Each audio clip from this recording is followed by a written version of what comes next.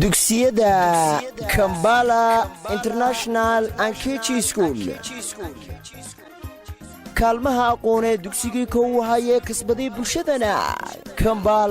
Kampala kaalayo soo arag ku darso barayaal kaabaya ardayga ayay ku diyaarsheen dugsiyada Kampala kumanaan sano hadday ardayda kadeed ku ahayd luqadda Ingiriisigu Kampala ka iskaaga dhigay barayaal ku kaafiye kaaliyo horowga dugsiyada Kampala dugsiga aqoontiisu kaahday ee Kampala kulligiinu soo kala hoo kaalaya dugsiga Kampala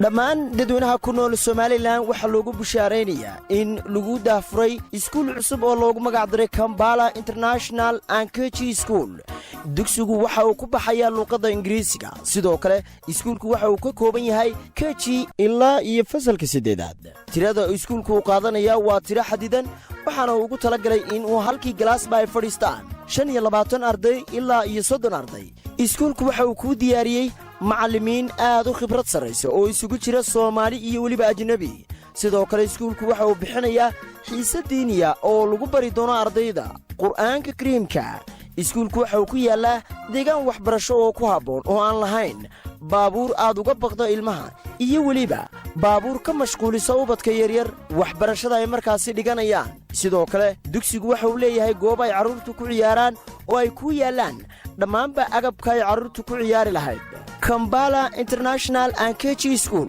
waxa uu diyaar u yahay inuu caawiyo dadweynaha ku dhaqan guud ahaan Somaliland Kampala International and KG School waxa uu ku diyaariyay basaskii kana soo qaadiyay kuna celinay ilmaha guryahooda iyagoo aamina sidoo kale dugsigani Kampala waxa lagu soo kordhiyay